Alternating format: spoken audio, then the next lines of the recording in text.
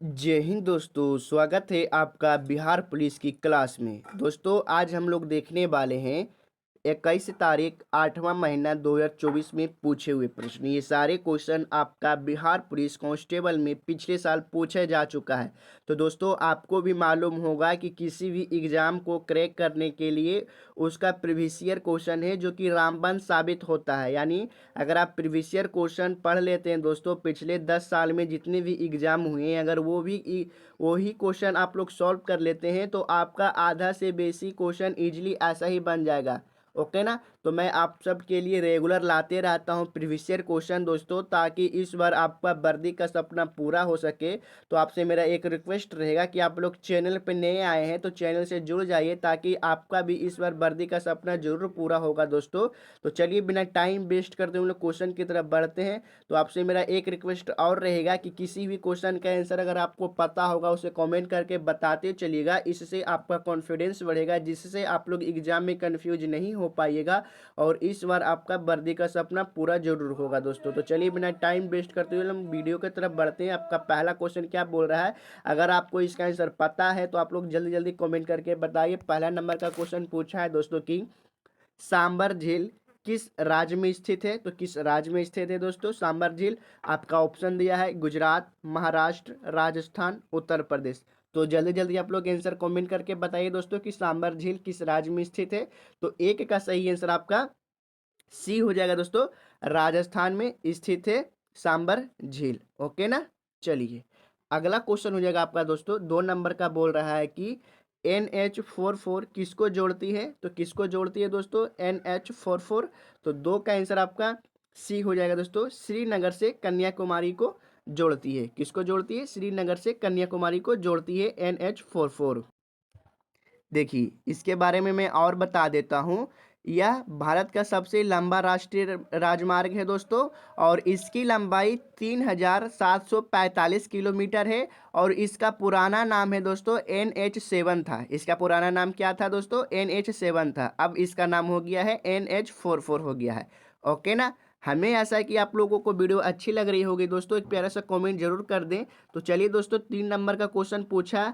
मैं आपको पहले भी बता चुका हूं दोस्तों कि आप जितने भी दिवस से रिलेटेड क्वेश्चन है ना दोस्तों, आप उसे याद कर लीजिए। आपका 2 से 3 क्वेश्चन इजीली बन जाएगा दोस्तों। देखिए आपका पहला क्वेश्चन दिवस से रिलेटेड आ गया है। अगर आपको नहीं पता है दिवस से रिलेटेड कितने क्वेश्चन है तो आप लोग कमेंट करके बता दीजिए, मैं उसके ऊपर एक वीडियो ला दूंगा दोस्तों, ताकि आपका इस बार एग्जाम अच्छा जाए। तो इसका आंसर आपको कमेंट करके बताना है दोस्तों कि विश्व जनसंख्या दिवस कब मनाया जाता है।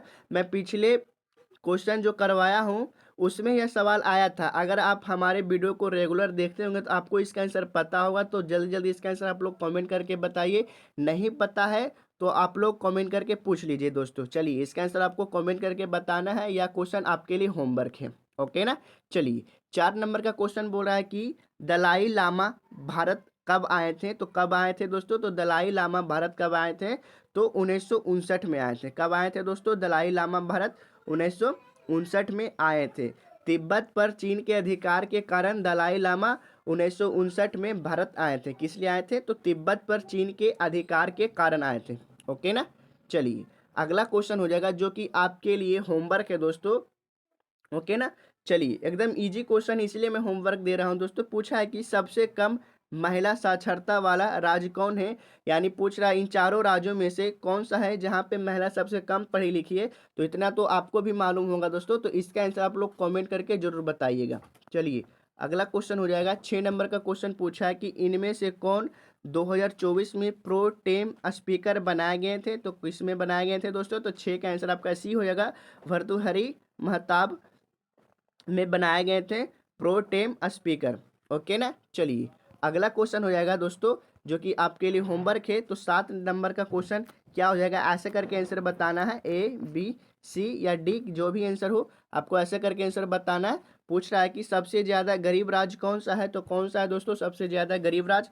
इसका आंसर आपको कमेंट करके बताना है। चलिए अगला क्वेश्चन हो जाएगा आपका 8 नंबर का। बोला कि निम्न में से कौन सा शरीर का अंग या ग्रंथि शरीर के तापमान की नियमन के लिए उत्तरदायी है। तो कौन सा अंग या ग्रंथि है दोस्तों जो कि शरीर के तापमान के लिए नियमन के लिए उत्तरदायी है? तो कौन सा है दोस्तों? तो 8 का सही आंसर आपका ए हो जाएगा दोस्तों।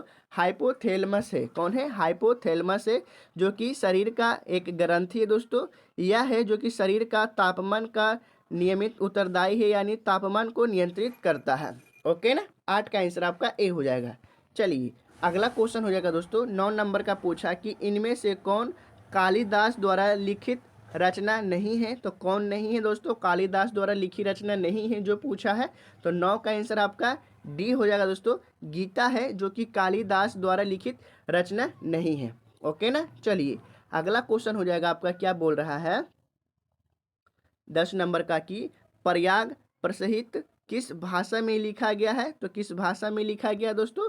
प्रयाग प्रसिद्ध किस भाषा में लिखा गया जो आपसे पूछा है। तो 10 का आंसर आपका सी हो जाएगा दोस्तों। संस्कृत भाषा में लिखा गया है प्रयाग प्रतिष्ठ। ओके ना, प्रशिष्ट किस भाषा में लिखा गया? तो संस्कृत भाषा में लिखा गया प्रयाग प्रतिष्ठ। ओके ना, देखिए थोड़ा बोलने में हकलाहट आ रहा है, ऐसा नहीं कि पढ़ने नहीं आ रहा, बोलने में थोड़ा हकलाहट आ रहा है। चलिए 11 नंबर का क्वेश्चन बोल रहा है कि भीमराव अंबेडकर का जन्म कब हुआ था? तो कब हुआ था दोस्तों? बहुत ही इजी क्वेश्चन है दोस्तों, और यह VVI क्वेश्चन है, यह हर एक एग्जाम में पूछता है दोस्तों। भीमराव अंबेडकर का जन्म कब हुआ है? तो 11 का आंसर आपका क्या हो जाएगा दोस्तों? तो 11 का आंसर आपका ए हो जाएगा। 14 अप्रैल 1891 में हुआ था। कब हुआ था दोस्तों? 14 अप्रैल 1891 में हुआ था भीमराव अंबेडकर जी का जन्म। ओके ना, चलिए अगला क्वेश्चन हो जाएगा दोस्तों, 12 नंबर का पूछा है कि उपराष्ट्रपति को हटाने का प्रस्ताव कहाँ पेश किया जाता है? तो कहाँ पेश किया जाता है दोस्तों? तो 12 का आंसर आपका बी हो जाएगा। राज्यसभा में पेश किया जाता है उपराष्ट्रपति को हटाने का प्रस्ताव। ओके ना, देखिए दोस्तों आपको वीडियो देखते देखते आपको बोरिंग टाइप लगेगा, तो मन लगेगा कि छोड़कर भाग जाए, तो ऐसा नहीं करना है, वीडियो को पूरा देखना है। अगर वर्दी आपको सच में चाहिए इस साल दोस्तों, अगर इस बार बेरोजगार नहीं रहना, वर्दी सच में चाहिए, तो आप लोग रेगुलर मेहनत करिए। जो मैं वीडियो अपलोड करता हूँ उसे आप लोग रेगुलर देखिए दोस्तों, और अपना तैयारी अच्छे तरीके से करिए। तो 13 नंबर का क्वेश्चन बोल रहा है कि कोशिका का सिद्धांत किसने दिया था? तो किसने दिया था दोस्तों कोशिका का सिद्धांत? तो 13 का सही आंसर आपका बी हो जाएगा दोस्तों। स्लाइडेन और स्वान ने दिया था कोशिका का सिद्धांत। किसने दिया था? स्लाइडेन और स्वान ने दिया था कोशिका का सिद्धांत। ओके ना, चलिए अगला क्वेश्चन हो जाएगा आपका 14 नंबर का बोल रहा है दोस्तों कि राज्य चुनाव आयोग का उल्लेख संविधान के किस अनुच्छेद में है? तो किस अनुच्छेद में है दोस्तों? तो 14 का आंसर आपका बी हो जाएगा। अनुच्छेद 243 के में है दोस्तों राज्य चुनाव आयोग का उल्लेख। ओके ना, अनुच्छेद 243 के में है। चलिए अगला क्वेश्चन हो जाएगा 15 नंबर का बोल रहा है कि 58वां ज्ञानपीठ पुरस्कार किसे मिला है? तो किसे मिला है दोस्तों? तो 15 का आंसर आपका सी हो जाएगा। गुलजार और राम भद्राचार्य जी को, दोनों को मिला है 58वां ज्ञानपीठ पुरस्कार। ओके ना, 15 का आंसर आपका सी हो जाएगा दोस्तों। ए और बी ये दोनों व्यक्ति को मिला है 58वां ज्ञानपीठ पुरस्कार। ओके ना, चलिए अगला क्वेश्चन हो जाएगा दोस्तों 16 नंबर का बोल रहा है कि बिहार में SC ST कल्याण विभाग के मंत्री कौन है? तो कौन है दोस्तों? तो 16 का सही आंसर आपका क्या हो जाएगा दोस्तों? तो 16 का आंसर आपका ए हो जाएगा। जनक राम है जो कि SC ST कल्याण विभाग के मंत्री हैं बिहार में। ओके ना, बिहार में SC ST कल्याण विभाग के मंत्री कौन है? तो जनक राम है। ओके ना, चलिए अगला क्वेश्चन हो जाएगा दोस्तों 17 नंबर का बोल रहा है कि प्रथम चुनाव आयुक्त कौन थे? तो कौन थे दोस्तों प्रथम चुनाव आयुक्त जो पूछा है? तो 17 का आंसर आपका ए हो जाएगा दोस्तों। सुकुमार सेन है, सुकुमार सेन है जो कि प्रथम चुनाव आयुक्त है। आयुक्त थे मतलब है नहीं, थे, प्रथम चुनाव आयुक्त थे सुकुमार सेन। ओके ना, चलिए अगला क्वेश्चन हो जाएगा आपका 18 नंबर का बोल रहा है कि यूनेस्को का मुख्यालय कहाँ है? तो कहाँ है दोस्तों यूनेस्को का मुख्यालय? 18 का आंसर आपका सी हो जाएगा दोस्तों। पेरिस में है। कहाँ है दोस्तों? पेरिस में स्थित है यूनेस्को का मुख्यालय। ओके ना, तो आपसे मेरा फिर से रिक्वेस्ट रहेगा कि आप लोग चैनल पे नया है और अब तक चैनल को सब्सक्राइब नहीं किए तो चैनल को सब्सक्राइब जरूर कर लीजिएगा, क्योंकि आपका एक सब्सक्राइब हमें मोटिवेट करता है आपके लिए वीडियो लाना।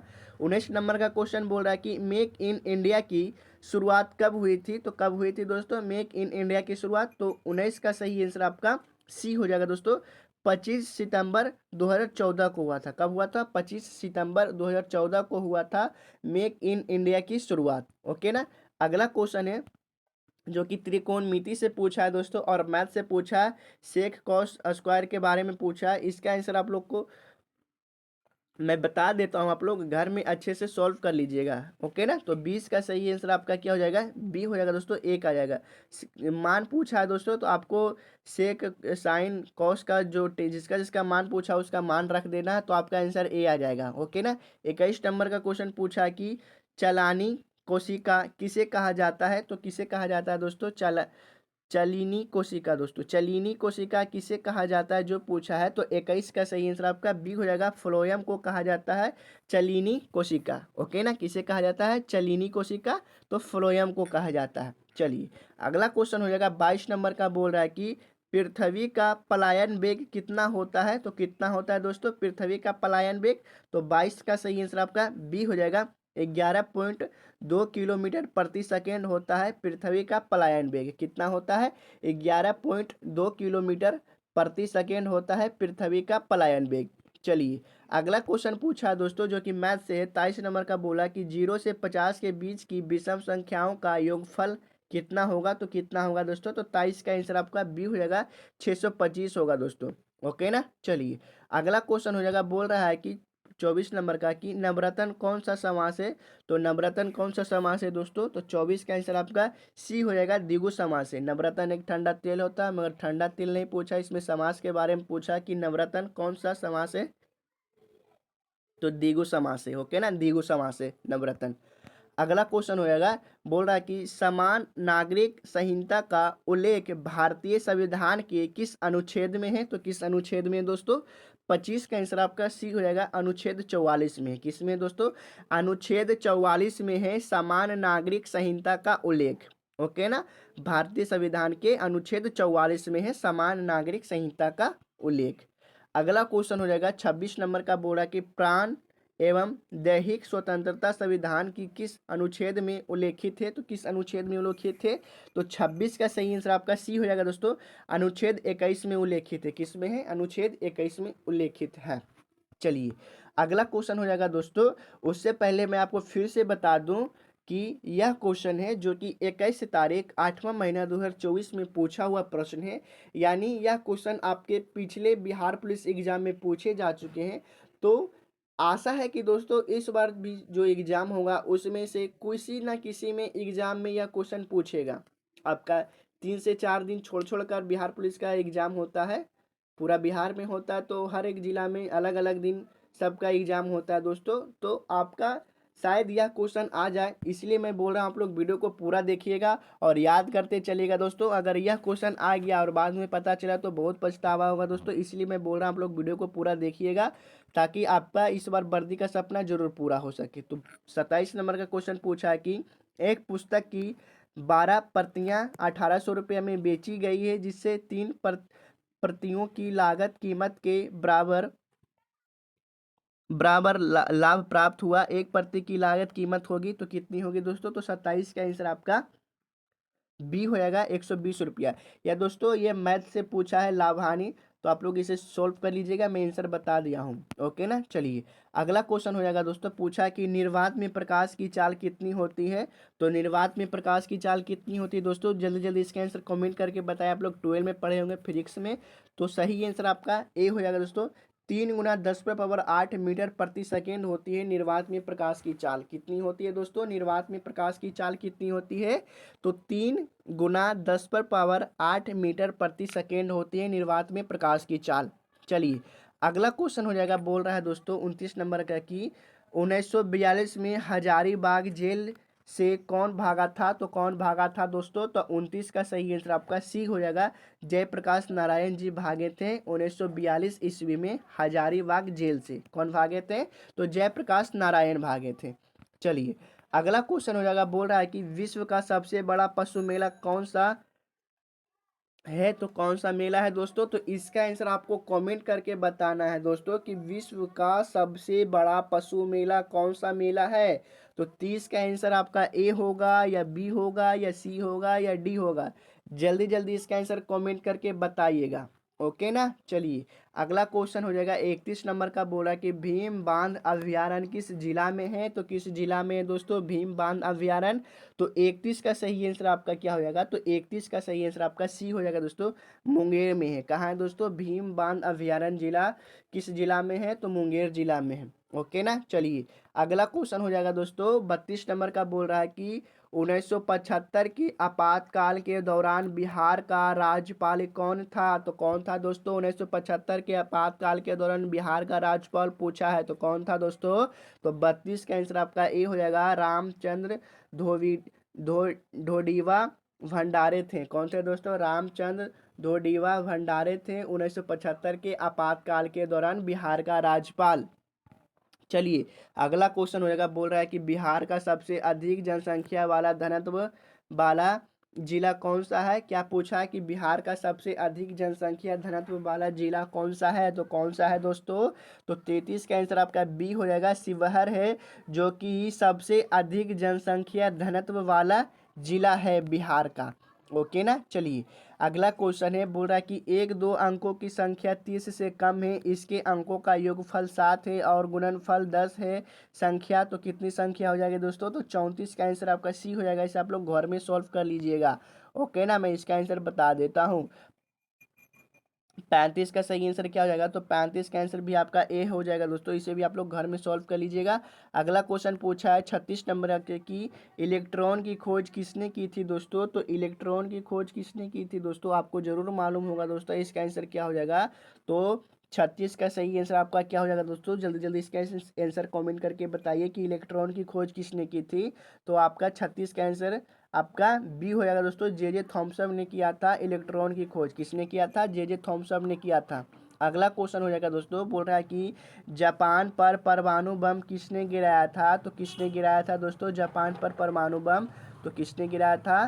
तो 37 का सही आंसर आपका हो जाएगा डी दोस्तों, अमेरिका ने गिराया था। इसके बारे में बता देता हूं दोस्तों कि अगस्त 1945 ईस्वी में अमेरिका ने जापान के दो शहर हिरोशिमा और नागासाकी पर परमाणु बम गिराया था। ओके ना दोस्तों। क्या था?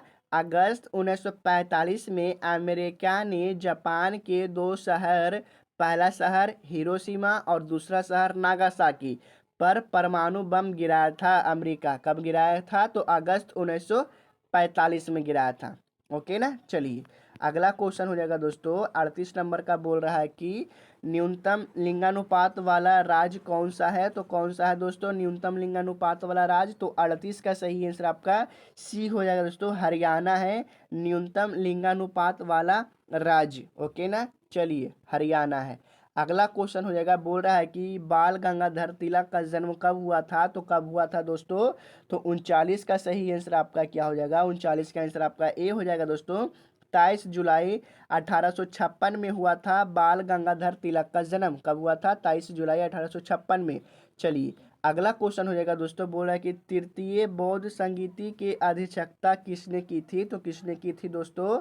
तो 40 का सही आंसर आपका बी हो जाएगा दोस्तों, मोगलीपुत्र तिस्सा ने किया था। किसने किया था दोस्तों? मोगलीपुत्र तिस्सा ने किया था तृतीय बौद्ध संगीति की अध्यक्षता। ओके ना। चलिए अगला क्वेश्चन हो जाएगा, बोल रहा है कि राष्ट्रपति पर महाभियोग प्रक्रिया किस अनुच्छेद में है? तो किस अनुच्छेद में है दोस्तों? 41 का आंसर आपका बी हो जाएगा, अनुच्छेद 61 में। किस में है दोस्तों? अनुच्छेद 61 में है राष्ट्रपति पर महाभियोग प्रक्रिया। ओके ना। चलिए अगला क्वेश्चन हो जाएगा 42 नंबर का, बोल रहा है कि बंगाल विभाजन किसके समय में हुआ था? तो किसके समय में हुआ था दोस्तों? 42 का आंसर आपका ए हो जाएगा, लॉर्ड कर्जन के समय में हुआ था बंगाल विभाजन। किसके समय में हुआ था? लॉर्ड कर्जन के समय में हुआ था बंगाल विभाजन। चलिए अगला क्वेश्चन हो जाएगा दोस्तों 43 नंबर का, पूछ रहा है कि इनमें से कौन सा टाइगर रिजर्व बिहार में है? तो कौन सा है दोस्तों टाइगर रिजर्व बिहार में? तो 43 का सही आंसर आपका क्या हो जाएगा? सी हो जाएगा दोस्तों, वाल्मीकि टाइगर रिजर्व है जो कि बिहार में स्थित है। ओके ना। चलिए अगला क्वेश्चन पूछा दोस्तों कि इनमें से कौन सा सोडियम नाइट्रेट का सूत्र है सोडियम नाइट्रेट का सूत्र पूछा है। तो कौन सा हो जाएगा दोस्तों? तो 44 का आंसर आपका बी हो जाएगा, NaNO3 है जो कि सोडियम नाइट्रेट का सूत्र है। क्या है दोस्तों? NaNO3 है जो कि सोडियम नाइट्रेट का सूत्र है। ओके ना। चलिए 45 नंबर का क्वेश्चन बोल रहा है कि इनमें से कौन सा बिहार का जिला है जो नेपाल में सीमा साझा नहीं करता है? तो कौन सा जिला है दोस्तों बिहार का जो कि नेपाल से सीमा साझा नहीं करता है? तो 45 का सही आंसर क्या हो जाएगा? तो 45 का सही आंसर आपका डी हो जाएगा दोस्तों। गोपालगंज है जो कि आपका नेपाल से सीमा साझा नहीं करता है। ओके ना। चलिए अगला क्वेश्चन हो जाएगा जो कि हिंदी से पूछा है दोस्तों। पूछा है कि छक्का पंजा करना मुहावरे का सही अर्थ है। तो क्या सही अर्थ है दोस्तों? तो 46 का आंसर आपका बी हो जाएगा। ओछी हरकत से कार्य सिद्ध करना। क्या? ओछी हरकत से कार्य सिद्ध करना। छक्का पंजा करना मतलब दोस्तों बेईमानी शैतानी करके किसी काम को कार्य को सिद्ध करता है, किसी काम को पूरा करता है। ओके ना। चलिए 47 नंबर का क्वेश्चन हो गया आपका। बोला कि अब अन्वेषण का युद्ध अब अन्वेषण का शुद्ध संधि विच्छेद पूछा है दोस्तों। तो शुद्ध संधि विच्छेद कौन सा हो जाएगा अन्वेषण का? तो 47 का सही आंसर आपका डी हो जाएगा दोस्तों। अनु जोड़ एसन हो जाएगा जो कि अन्वेषण का सही शुद्ध संधि विच्छेद हो जाएगा। चलिए अगला क्वेश्चन हो जाएगा। बोल रहा है कि फहियान किसके समय भारत आया था? तो किसके समय भारत आया था दोस्तों फहियान? तो 48 का आंसर आपका क्या हो जाएगा? तो 48 का आंसर आपका सी हो जाएगा दोस्तों। चंद्रगुप्त तृतीय के समय में आया था फहियान भारत। ओके ना। चलिए अगला क्वेश्चन है जो कि बहुत ही इजी क्वेश्चन है और इसका आप लोग आंसर कमेंट करके बताइएगा। 49 का आंसर क्या हो जाएगा दोस्तों? ए होगा या बी होगा या सी होगा या डी होगा? ओके ना। क्वेश्चन नंबर जरूर लिखिएगा उसके बाद आंसर लिखिएगा। तो जी का मान पूछा है, ये बड़ी जी का मान आपसे पूछा है दोस्तों। तो बड़ी जी का मान जल्दी जल्दी कमेंट करके बताइए।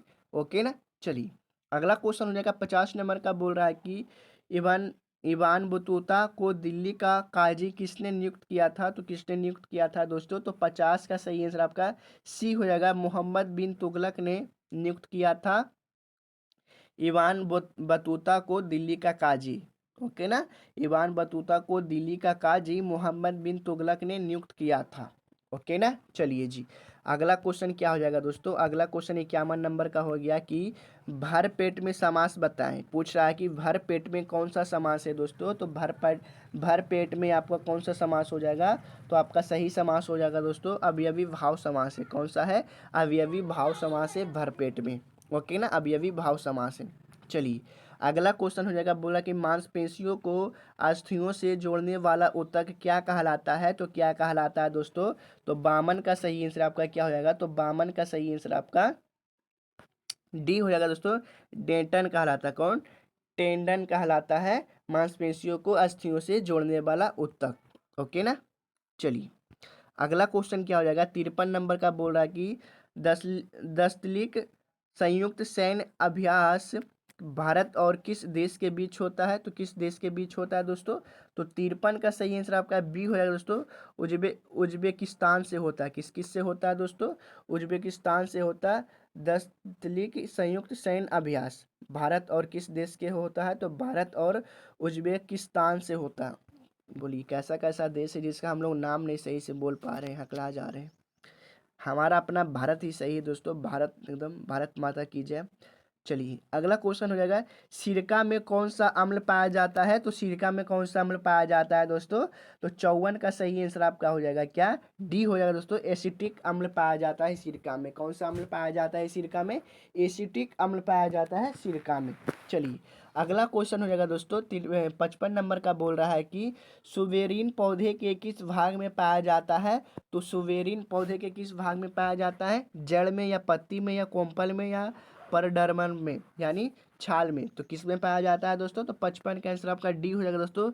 परडमर्मन में पाया जाता है यानी छाल में पाया जाता है सुवेरीन। ओके ना। चलिए अगला क्वेश्चन हो जाएगा दोस्तों। बोल रहा कि उष्मागतिकी का प्रथम नियम जिस संरक्षण नियम के ऊपर आधारित है वह कौन सा है नियम दोस्तों? जो पूछा है। तो 56 का सही आंसर आपका क्या हो जाएगा? तो 56 का आंसर आपका ए हो जाएगा दोस्तों। ऊर्जा का नियम है जो कि उष्मागतिकी का प्रथम नियम है। ओके ना। तो ऊर्जा का नियम पर संरक्षण है यानी इसके ऊपर आधारित है। अगला क्वेश्चन है जो कि इंग्लिश से पूछा है दोस्तों। तो 57 का आंसर क्या हो जाएगा? तो 57 का आंसर आपका डी हो जाएगा दोस्तों। ओके ना। चलिए अगला क्वेश्चन हो जाएगा 58 नंबर का आंसर क्या हो जाएगा, तो 58 का सही आंसर आपका हो जाएगा दोस्तों ए हो जाएगा। ओके ना, 58 का आंसर आपका ए वाला हो जाएगा ए। और 59 का आंसर क्या हो जाएगा, तो 59 का आंसर आपका सी हो जाएगा दोस्तों। ओके ना, चलिए 60 का आंसर क्या हो जाएगा, तो 60 का आंसर आपका बी हो जाएगा दोस्तों। ओके ना, चलिए देखिए दोस्तों, मैं आपसे बता देता हूँ कि अगर आप मैथ और इंग्लिश में कमज़ोर हैं तो आपको टेंशन नहीं लेना है दोस्तों, फिर भी आपका बिहार पुलिस का सपना जरूर पूरा होगा। लेकिन अगर आपको जीके जीएस और प्रीवियस ईयर क्वेश्चन जितना मैं करवाता हूँ और साइंस पे आपको पकड़ होनी चाहिए, तो ही आपका इस बार वर्दी का सपना पूरा होगा, बिना इंग्लिश और बिना मैथ बनाए हुए। ओके ना, चलिए अगला क्वेश्चन क्या हो जाएगा आपका 61 नंबर का बोल रहा है कि भारत का सबसे बड़ा पुल धौला सदिया किस नदी पर है, तो किस नदी पर है दोस्तों, तो 61 का आंसर आपका सी हो जाएगा, लोहित नदी पर है। कौन सा नदी पर है, लोहित नदी पर है। अगला क्वेश्चन हो जाएगा, बोल रहा है कि मुद्रास्फीति में क्या होता है, तो क्या होता है दोस्तों मुद्रास्फीति में, तो 62 का सही आंसर आपका ए हो जाएगा दोस्तों, मुद्रा की मूल्य घटता है और सामान की कीमत बढ़ती है। ओके ना, मुद्रास्फीति में क्या होता है, तो मुद्रा की मूल्य घटता है और सामान की कीमत बढ़ती है। चलिए अगला क्वेश्चन हो जाएगा दोस्तों आपका क्या हो जाएगा, 63 नंबर का बोल रहा है कि अगस्त 1942 में राजेंद्र प्रसाद किस जेल में रखे गए थे, तो किस जेल में रखे गए थे, तो 63 का सही आंसर आपका क्या हो जाएगा, तो 63 का सही आंसर आपका किधर गया, 63 का आंसर आपका डी हो जाएगा दोस्तों, बांकीपुर जेल में रखे थे। किस जेल में रखे थे, बांकीपुर जेल में रखे थे। अगस्त 1942 में राजेंद्र प्रसाद जी को बांकी जेल में रखे थे। अगला क्वेश्चन हो जाएगा, बोल रहा है कि अनुच्छेद 51 किससे संबंधित है, तो किससे संबंधित है दोस्तों, तो 64 का आंसर आपका बी हो जाएगा दोस्तों, राज्य के नीति निर्देशक सिद्धांत से संबंधित है अनुच्छेद 51। ओके ना, चलिए अगला क्वेश्चन हो जाएगा दोस्तों, बोल रहा है कि कोसी नदी की कुल लंबाई कितनी है, तो कोसी नदी की कुल लंबाई कितनी हो जाएगी दोस्तों, तो 65 का आंसर आपका सी हो जाएगा, 730 किलोमीटर है। कितनी है दोस्तों, 730 किलोमीटर है कोसी नदी की कुल लंबाई। ओके ना, चलिए अगला क्वेश्चन पूछा है 66 का आंसर यहाँ पे बी हो जाएगा दोस्तों। ओके ना, चलिए अगला क्वेश्चन है कि बोल रहा है कि विष्णुपद मंदिर बिहार के किस जिले में है, तो किस जिले में है दोस्तों, तो मैं इतना बता देता हूँ कि पटना में नहीं है, भागलपुर में नहीं है, तो इन दोनों में से आपको आंसर चुनना है कि कौन सा आंसर हो जाएगा दोस्तों। मैं आपको हिंट दे दिया हूँ, तो 67 का आंसर आपको कमेंट करके बताना, आंसर क्वेश्चन नंबर लिखकर आंसर कमेंट करके करना है, ए होगा या बी होगा या सी होगा या डी होगा। ओके ना, चलिए अगला क्वेश्चन हो जाएगा, पूछ रहा है कि विक्रमशिला और नालंदा विश्वविद्यालय किस राज्य में स्थित था, तो किस राज्य में स्थित था दोस्तों, आपको इसका आंसर तो जरूर पता होगा दोस्तों। ओके ना, चलिए तो इसका भी आंसर आपको कमेंट करके बताना है, 68 का आंसर क्या हो जाएगा। ओके ना, चलिए अगला क्वेश्चन हो जाएगा, पूछ रहा है कि भारत के प्रथम गृह मंत्री कौन थे, तो कौन थे दोस्तों, तो 69 का सही आंसर आपका सी हो जाएगा, सरदार वल्लभ भाई पटेल थे भारत के प्रथम गृह मंत्री। ओके ना, चलिए अगला क्वेश्चन हो जाएगा, बोला कि प्रति व्यक्ति आय का प्रतिपादन किसने किया था, तो किसने किया था दोस्तों, तो 70 का आंसर आपका दादा बी हो जाएगा, दादा भाई नौरोजी ने प्रतिपादन किए थे। प्रति व्यक्ति आय का प्रतिपादन किसने किए थे, दादा भाई नौरोजी ने किए थे। अगला क्वेश्चन हो जाएगा, बोल रहा है कि डेयरी मत्स्य पालन और कृषि किस क्षेत्र में आते हैं, तो किस क्षेत्र के अंतर्गत आते हैं दोस्तों, तो 71 का आंसर आपका सी हो जाएगा, प्राथमिक क्षेत्र में आते हैं। किस में आते हैं, प्राथमिक क्षेत्र में आते हैं। अगला क्वेश्चन हो जाएगा, बोल रहा है कि अर्थशास्त्र के लेखक कौन है, तो कौन है दोस्तों अर्थशास्त्र के लेखक, तो 72 का आंसर आपका बी हो जाएगा, कौटिल्य है। कौन है, कौटिल्य है अर्थशास्त्र के लेखक। चलिए अगला क्वेश्चन हो जाएगा, देखिए मैं बोला था ना दोस्तों कि दिवस से रिलेटेड क्वेश्चन पूछता है, तो 2 क्वेश्चन आपका हो गया ना दिवस से रिलेटेड। तो चलिए इसका आंसर मैं बता दूंगा। बोल रहा है कि विश्व जल संरक्षण दिवस कब मनाया जाता है, यह क्वेश्चन भी मैंने पिछले वीडियो में करवाया था। अगर आप लोग मेरा रेगुलर वीडियो देखते हैं और पूरा देखते हो तो आपको इसका आंसर जरूर पता होगा। तो कमेंट करके बताइए दोस्तों जिनको जिनको पता है, और जिनको नहीं पता है तो उनके लिए मैं क्या ही बोलूँ, आप लोग याद कर लीजिए दोस्तों, ताकि मैं नेक्स्ट वीडियो लाऊं और उसमें यह क्वेश्चन आए तो आपसे छोटे ना आपका पहला कमेंट आए। ओके ना, चलिए तो 73 का आंसर आपका बी हो जाएगा दोस्तों, 22 मार्च को मनाया जाता है विश्व जल संरक्षण दिवस। ओके ना, चलिए अगला क्वेश्चन हो जाएगा, बोल रहा है कि अटल सेतु किस राज्य में स्थित है, तो किस राज्य में स्थित है दोस्तों अटल सेतु, तो 74 का आंसर आपका सी हो जाएगा, महाराष्ट्र में स्थित है। कहाँ है, महाराष्ट्र में स्थित है अटल सेतु। ओके ना, चलिए अगला क्वेश्चन हो जाएगा, पूछ रहा है कि वायु का निर्क्षेपण अपवर्तनांक कितना होता है, तो कितना होता है, तो 75 का आंसर आपका बी हो जाएगा, 1.0003 होता है वायु का निरक्षेप अपवर्तनांक। ओके ना। चलिए अगला क्वेश्चन है जो कि एकदम बहुआ वाला सवाल है और इसका आंसर आपको कमेंट करके बताना है। 76 का आंसर ए है या बी है या सी है या डी है। क्वेश्चन पूछ रहा है कि ताजमहल का निर्माण किसने करवाया था, तो किसने करवाया था दोस्तों। अगर इस बार ये सारा क्वेश्चन आ गया तो आपका वर्दी का सपना जरूर पूरा हो जाएगा दोस्तों। आप लोग वीडियो को पूरा देखते रहिएगा, वर्दी का सपना पूरा करना चाहते हैं तो 77 नंबर का क्वेश्चन बोल रहा है कि वर्षा की बूंदें गोलाकार किस कारण से होती है, तो किस कारण से होती है दोस्तों। तो 77 का सही आंसर आपका क्या हो जाएगा, 77 का आंसर आपका ए हो जाएगा। पृष्ठ तनाव के कारण होती है वर्षा की बूंदें गोलाकार। ओके ना। तो आपसे मेरा फिर से रिक्वेस्ट रहेगा कि आप लोग चैनल पे नए आए हैं और अब तक चैनल को सब्सक्राइब नहीं किया और वीडियो देख रहे हैं दोस्तों, तो चैनल को सब्सक्राइब कर लीजिएगा ताकि मैं रेगुलर वीडियो लाता हूं तो आपसे एक भी वीडियो छूट ना पाए। और आपको अगर इस क्वेश्चन का पीडीएफ चाहिए, इस क्लास की पीडीएफ चाहिए, तो दोस्तों आप लोग मेरे टेलीग्राम चैनल को ज्वाइन कर लीजिए, वहाँ पे पीडीएफ मैं अपलोड कर देता हूँ। ओके ना। चलिए 78 नंबर का क्वेश्चन क्या हो जाएगा दोस्तों, पूछ रहा है कि बिहार सूचना आयोग की स्थापना कब हुई थी, तो कब हुई थी दोस्तों बिहार सूचना आयोग की स्थापना। तो 78 का आंसर आपका बी हो जाएगा, 2006 में हुई थी। कब हुई थी, 2006 में हुई थी बिहार सूचना आयोग की स्थापना। ओके ना। चलिए अगला क्वेश्चन हो जाएगा 79 नंबर का, बोल रहा है कि मानव में क्रोमोसोम की संख्या कितनी होती है, तो कितनी होती है दोस्तों। तो 79 का आंसर आपका डी हो जाएगा, बी या सी होता है, यानी बी 46 या 23 जोड़े। जोड़ा में अगर पूछेगा दोस्तों तो 23, 23 दूना 46। अगर ऐसे पूछेगा कितनी होती है तो 46 होती है। ओके ना। जोड़ा में पूछेगा तो आपका 23 जोड़ा हो जाएगा, ऐसे पूछेगा 46 हो जाएगा। ओके ना। चलिए अगला क्वेश्चन रहेगा 80 नंबर का, बोल रहा है कि पितृपक्ष पितृपक्ष मेला कहाँ लगता है, तो कहाँ लगता है दोस्तों। तो 80 का आंसर आपका ए हो जाएगा दोस्तों, गया में लगता है पितृपक्ष का मेला। ओके ना। चलिए अगला क्वेश्चन हो जाएगा दोस्तों, बोल रहा है कि दी स्पिरिट ऑफ लव्स के लेखक कौन है, तो कौन है दोस्तों। तो 81 का सही आंसर आपका क्या हो जाएगा, 81 का आंसर आपका सी हो जाएगा, मोन मोन्टेक्सियो है। ओके ना, मोन्टेक्सियो है। चलिए अगला क्वेश्चन हो जाएगा आपका डीएनए का पूरा नाम पूछा है दोस्तों। तो डीएनए का पूरा नाम हो जाएगा क्या हो जाएगा, तो डीएनए का पूरा नाम हो जाएगा, 82 का आंसर आपका ए हो जाएगा दोस्तों, डीऑक्सी न्यूक्लिक एसिड हो जाएगा। ओके ना। क्या हो जाएगा, 82 का answer deoxy ribo nucleic acid हो जाएगा। ओके ना, सॉरी दोस्तों, डीऑक्सी राइबो न्यूक्लिक एसिड हो जाएगा डीएनए का पूरा नाम। ओके ना। चलिए अगला क्वेश्चन रहेगा, बोल रहा है कि पौधे की वृद्धि का हार्मोन कौन सा है, तो कौन सा है दोस्तों। तो 83 का सही आंसर आपका क्या हो जाएगा, बी हो जाएगा, ऑक्सीजन ऑक्सीन ऑक्सीन है दोस्तों, जो कि पौधे की वृद्धि का हार्मोन है। कौन है दोस्तों, ऑक्सीन है जो कि पौधे की वृद्धि का हार्मोन है। चलिए अगला क्वेश्चन हो जाएगा 84 नंबर का, बोला कि अंतर्राष्ट्रीय वित्तीय सेवा केंद्र प्राधिकरण का मुख्यालय कहाँ है, तो कहाँ है दोस्तों। तो 84 का आंसर सी हो जाएगा, गुजरात में है। कहाँ है, गुजरात में। ओके ना। चलिए अगला क्वेश्चन हो जाएगा, बोल रहा है कि रक्तचाप को नियंत्रित करने वाली ग्रंथि कौन सी है, तो कौन सी है दोस्तों। तो 85 का आंसर आपका क्या हो जाएगा, 85 का आंसर आपका सी हो जाएगा दोस्तों, एड्रीनिल है, जो कि रक्तचाप को नियंत्रित करने वाली ग्रंथि है, एड्रीनिल। ओके ना। चलिए अगला क्वेश्चन हो जाएगा, बोल रहा है कि भारत में किस प्रकार की शासन व्यवस्था है, तो किस प्रकार की शासन व्यवस्था है दोस्तों। तो 86 का सही आंसर आपका क्या हो जाएगा, तो 86 का आंसर आपका बी हो जाएगा दोस्तों, संघीय व्यवस्था है। कैसी है, संघीय व्यवस्था है। भारत में किस प्रकार की शासन व्यवस्था है, तो संघीय व्यवस्था। चलिए अगला क्वेश्चन हो जाएगा, बोल रहा है कि भारत में चांदी का सबसे अधिक उत्पादन किस राज्य में होता है, तो किस राज्य में होता है दोस्तों। तो 87 का आंसर आपका डी हो जाएगा, राजस्थान में होता है चांदी का सबसे अधिक उत्पादन। ओके ना, राजस्थान में होता है।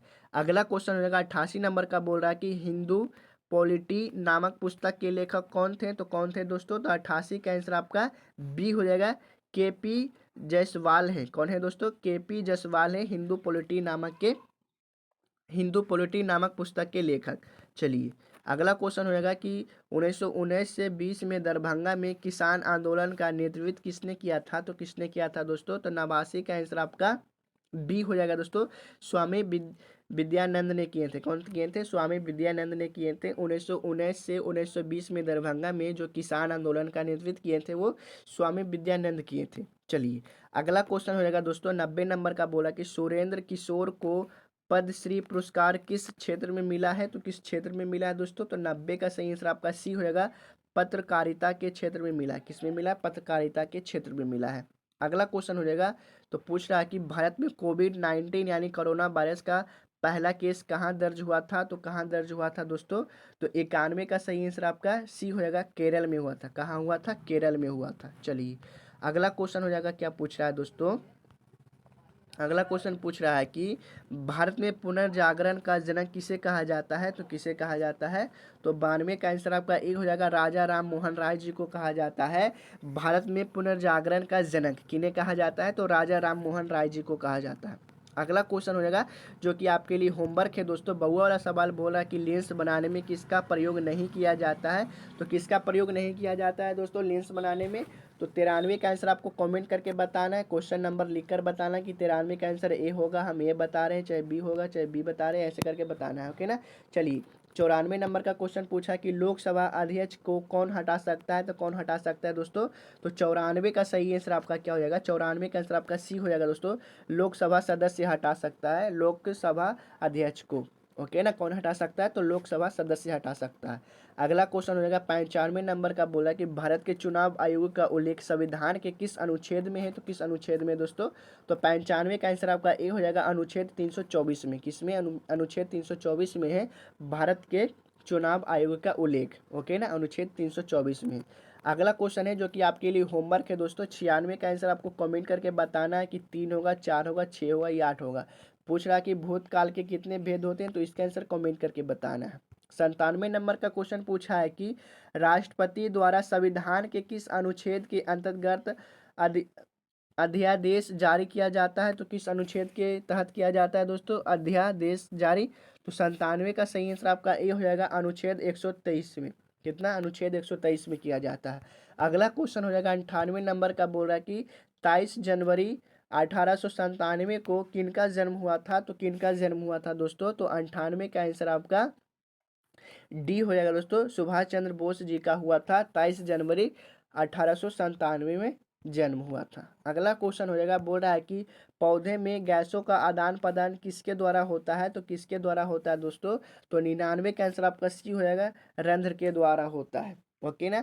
अगला क्वेश्चन है जो कि आपके लिए होमवर्क है और इसका आंसर आपको कमेंट करके बताकर जाना, नहीं पता तो कमेंट करके पूछ कर जाना। बोल रहा है कि श्रीनगर किस नदी के किनारे पर स्थित है? किस नदी के किनारे पर स्थित है श्रीनगर? जो पूछा है आपका ऑप्शन दिया है, गंगा, यमुना, झेलम, गोदावरी। आखिर किस नदी पर स्थित है? तो इसका आंसर कमेंट करके बताइए। और अगर आप लोग वीडियो को पूरा देखें दोस्तों तो एक थम्स अप का स्टिकर देकर हमें ज़रूर बता दें दोस्तों। तो चलिए मिलते हैं हम लोग नेक्स्ट वीडियो में। आपको अगला वीडियो किस साल पे चाहिए दोस्तों, किस साल का क्वेश्चन आपको चाहिए, कमेंट करके जरूर बता दें। और वीडियो कैसा लगा एक प्यारा सा कमेंट जरूर कर दें। मिलते हैं हम लोग नेक्स्ट वीडियो में, तब तक की अपनी बिहार पुलिस की तैयारी अच्छे तरीके से करते रहें। धन्यवाद दोस्तों।